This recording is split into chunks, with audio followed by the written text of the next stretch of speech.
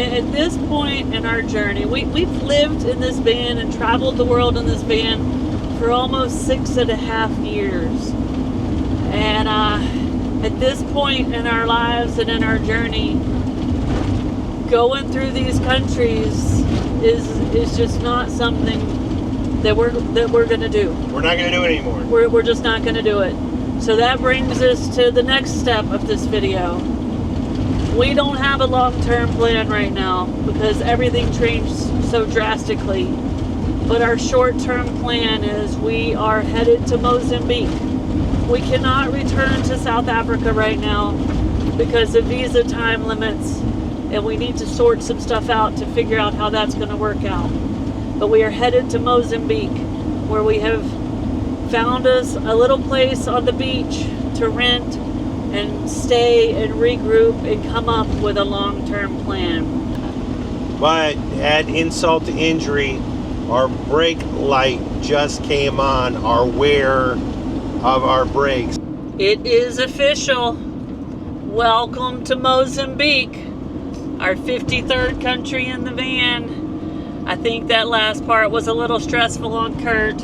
Do you remember the money amount you had to pay, Curty? Yeah, I do. We had to pay $75 for like a road impact fee, $75 US. And then for insurance, we had to pay $55 for 1 month. We'll be back in a little bit. Our next thing is we need to find an ATM to pull out some local Mozambique money. Curt exchanged a little there at the border, but the exchange rates at the border are always just horrible and hectic, and you never know if you're getting robbed. So we're looking for an ATM, and we're driving 4 or 5 hours to get to our campsite.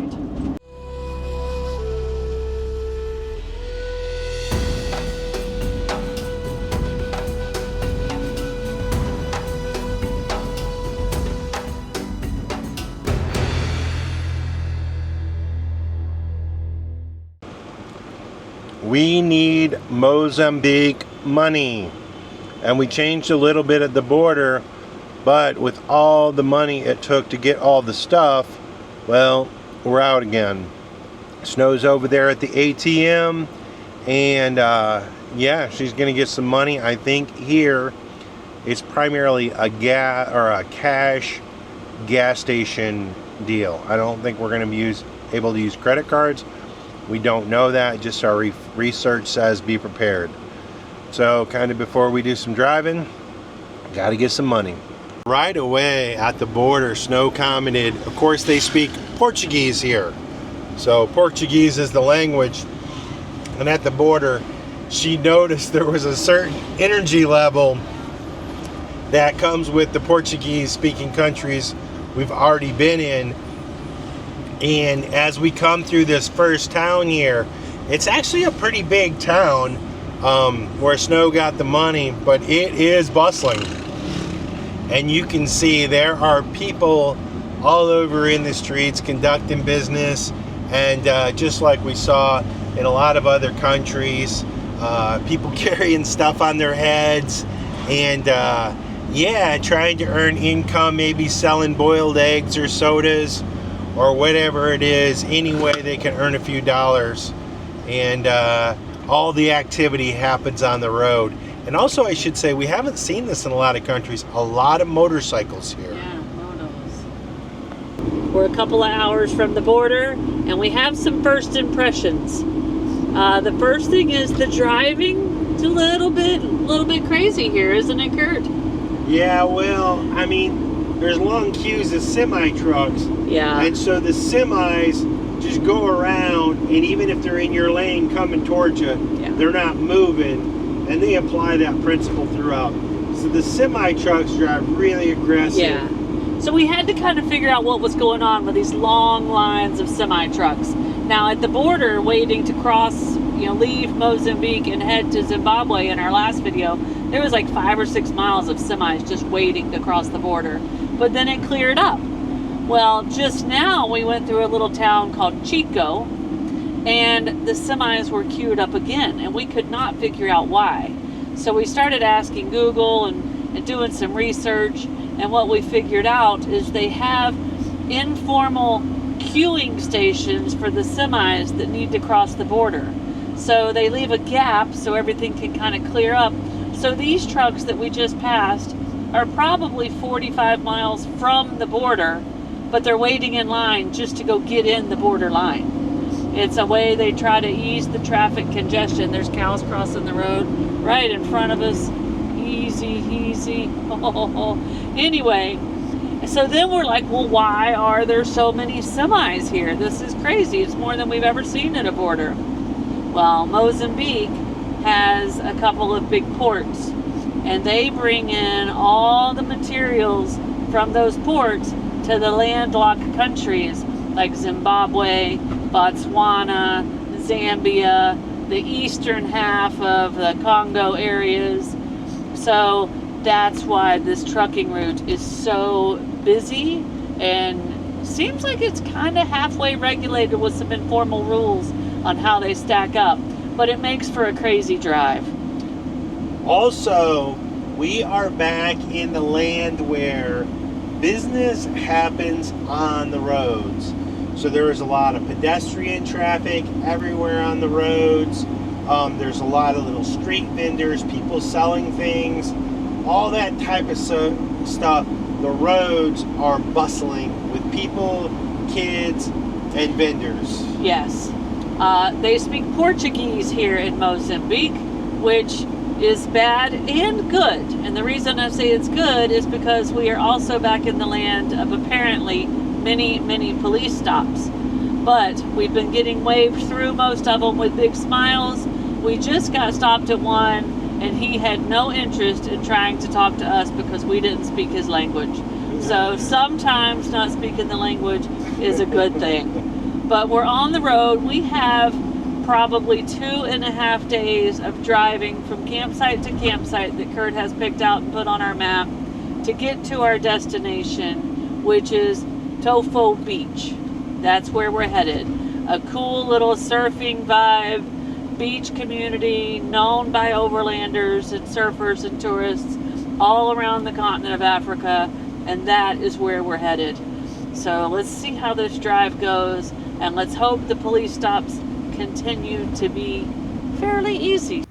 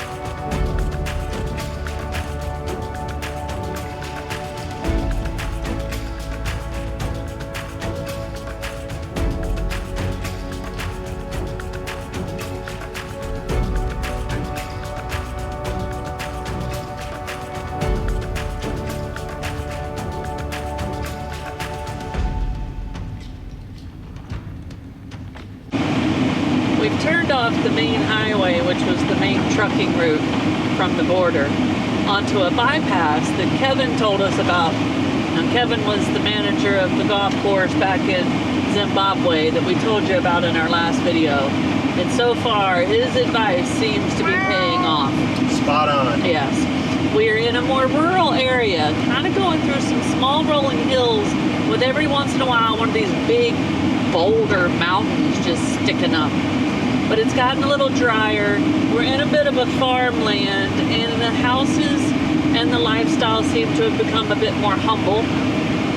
And one thing I noticed right away about some of these houses is there's some little round huts, and they're very small, some of the smallest homes we've seen.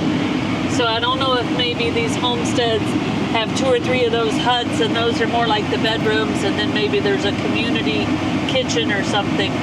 We'll have to pay a little bit of attention and see what we can figure out.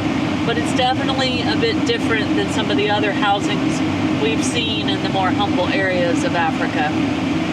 But we're getting close to a small town or small city up here, and we hope we will be able to pull off and make ourselves some lunch somewhere there. Because the kiddies need a little bit of a break, we need a little bit of a break, and it's lunchtime.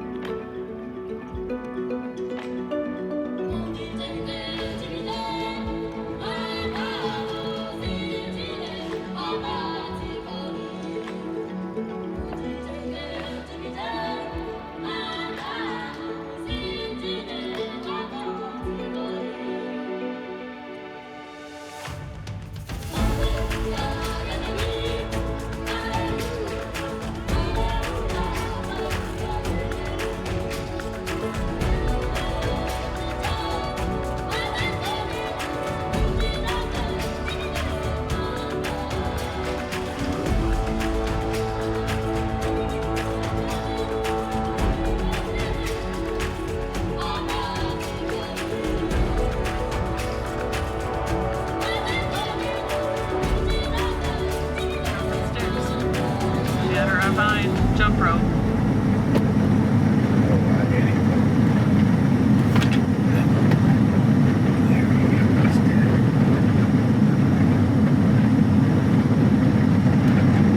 These two are in a hurry to get home.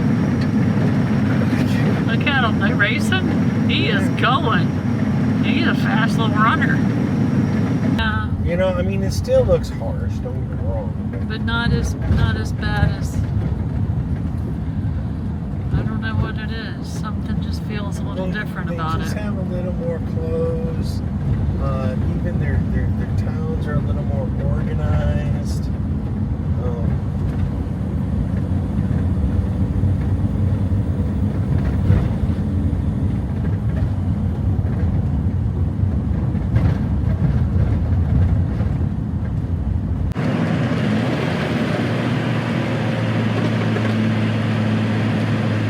Got the banana. Oh, they gotta walk up the hill and get the water.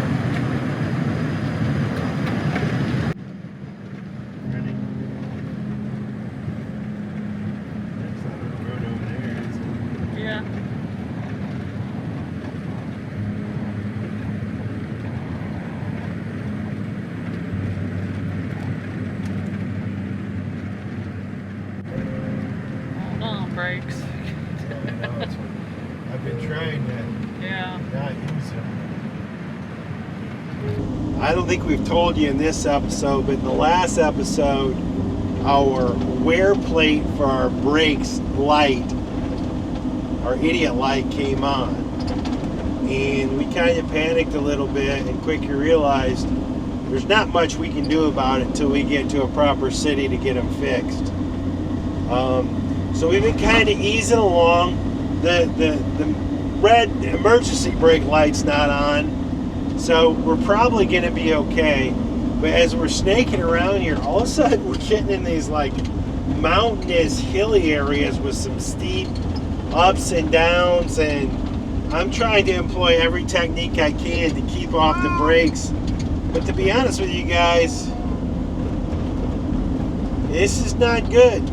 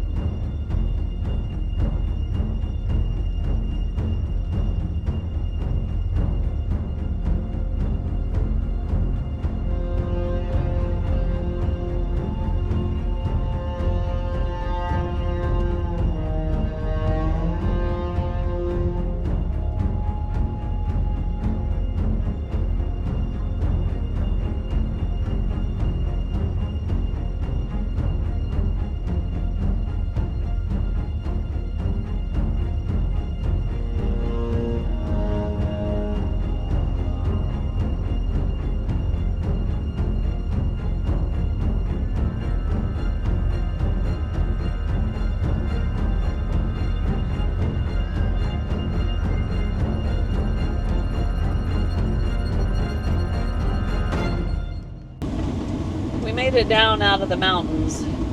We did have to use the brakes quite a bit on a few of the steep spots, but Curt did pretty good of managing our brake issue coming out of there. But driving through there, and even down here where it's flat now, driving through these little towns and villages, these little kids are so happy and cheerful walking down these roads. I think we saw some of them getting out of school, and now I think we're seeing some maybe going to do some afternoon work at the farms, a couple of little soccer games, but they sure like to wave at us, don't they, Curt? I gotta be honest with you, it has been a fun little ride coming through these little villages, and there are so many kids. I mean, it is crazy. And sometimes we find ourselves like saying, where are the adults? Yeah. And but they still have like mostly we've seen manual water pumps, and a lot of carrying water down the side of the road, and a lot of them carrying big 5-gallon buckets on their heads. So but now we're starting to see a lot of bananas, mangoes, and now that we've come out of the mountains, definitely a little bit more lush.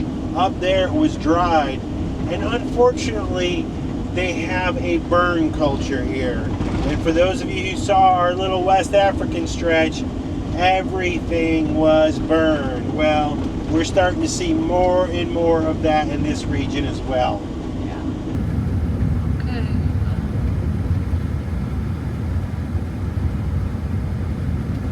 48 kilometers.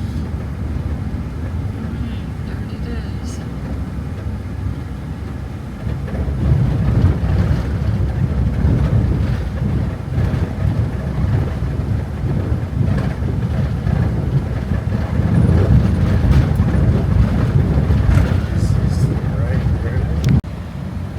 Well, we just made it to our second little pinpoint on our map to keep us going in the directions that Kevin said.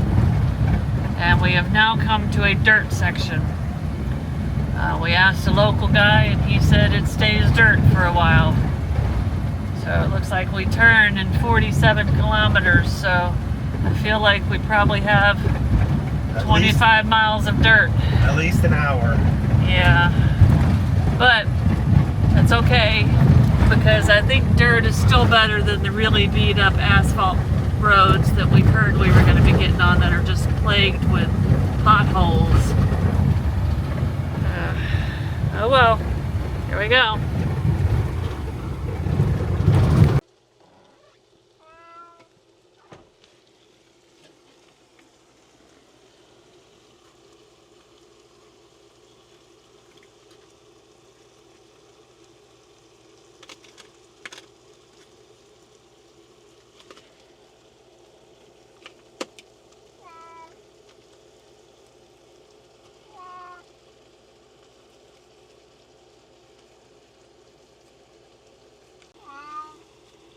Well, this dirt road's going to be a little bit rough, so we decided it was a good time for a lunch break. We found a shade tree. We've just basically stopped in the road. Kurt's whipping up a couple of our old leftovers and turning them into a new dish, giving the kitties a little bit of a break with the door open, and then we'll get back on the road. Lunch break is over. The GPS says we have an hour and 54 minutes and 131 kilometers. With the state of this road, I think it's going to take a little longer than that, but we'll keep our fingers crossed. Still fairly early in the day. It's only 2 o'clock, so we're okay even if it takes a little longer before we get to our camp. When you get on these corrugated, bumpy roads, slow and steady is the best bet in this big old van. Well, also, we don't want to beat up the cats, we don't want to beat up the van, and we don't want to beat up ourselves. No, so we'll just go slow. I know in cars and pickups, the advice is just go fast over these things.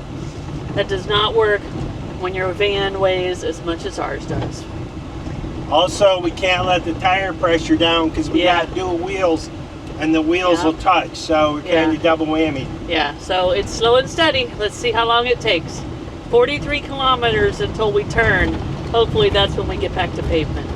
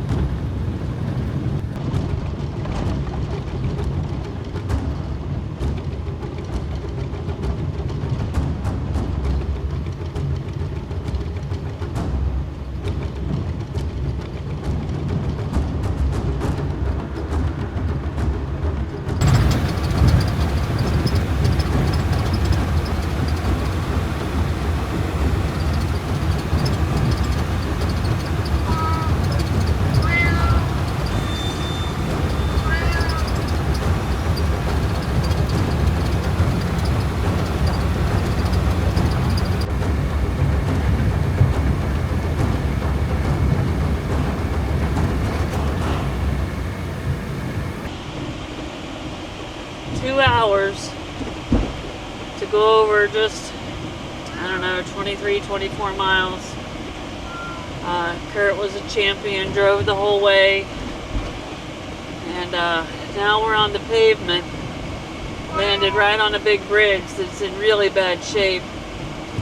So we'll see how the paved road's going to be, but I don't think it can be any worse than what we just went through.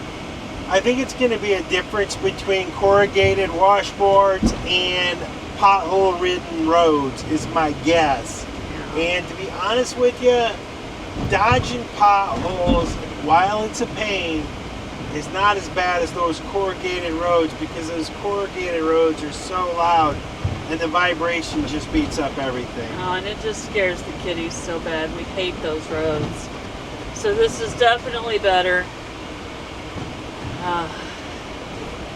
See how it holds up. Yeah.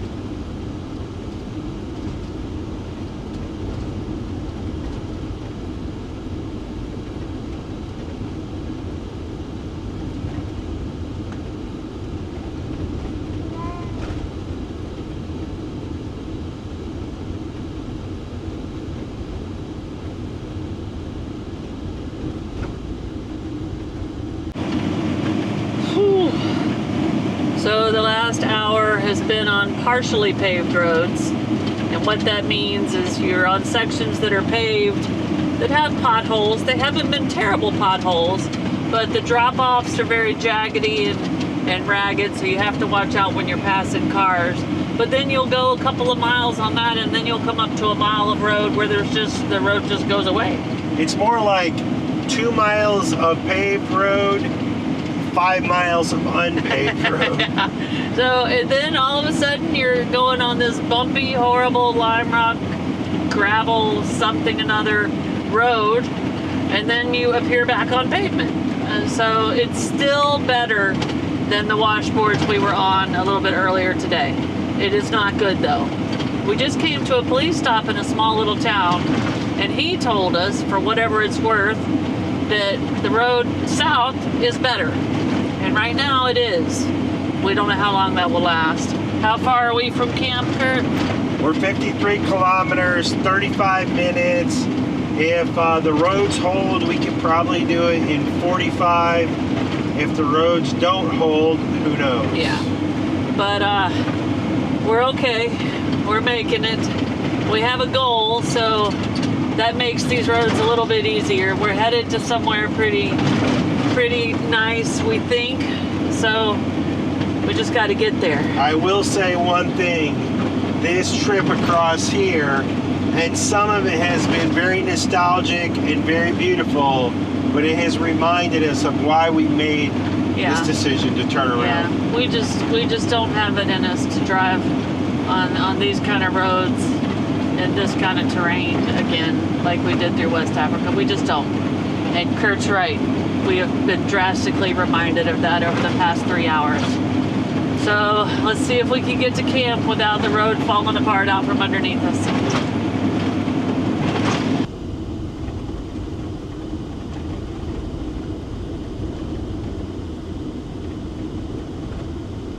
They use the bikes to go get the water.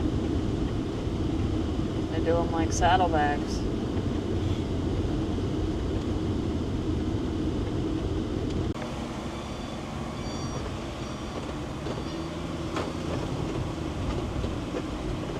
Oh, everybody's gonna be in town now. Active. This is it.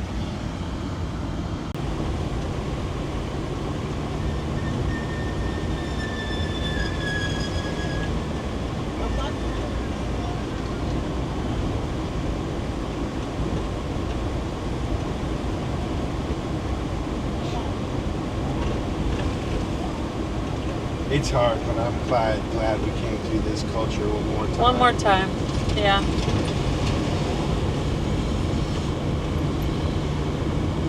Yeah.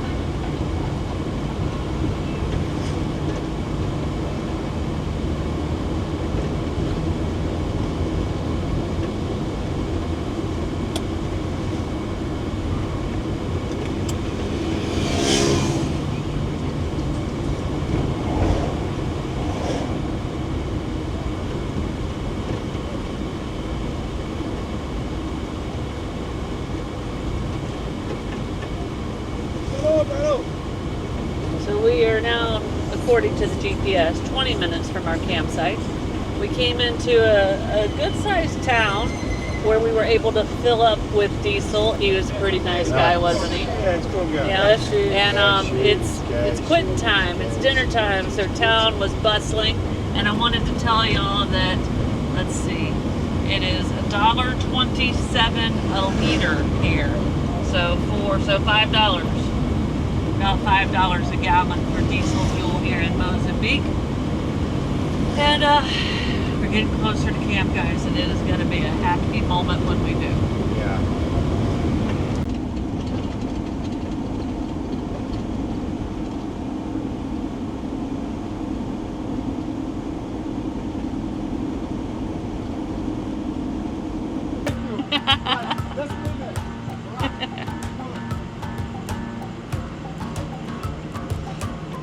They must race back. Oh, look at him. They race back. Gotta go see who celebrates, who wins. They're racing.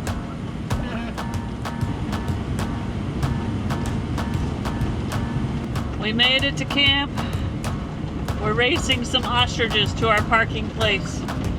At least I think that's what's happening. Roan antelope right there. That's a roan antelope.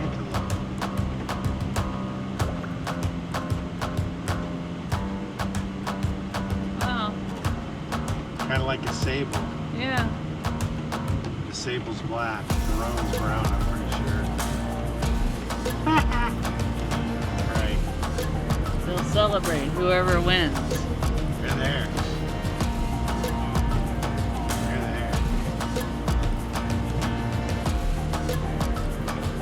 Go that way, I guess. Oh, he's on his bike. He's there.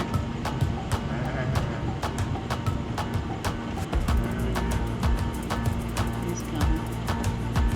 I'm gonna pull in from the other side Yeah. because the trees. Fit in this one.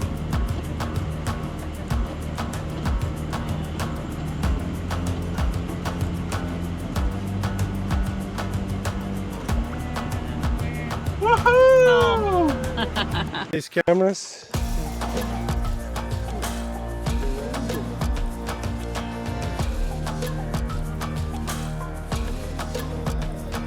If you like this video, be sure to subscribe to our channel and hit that notification bell so you guys know when we put out new videos.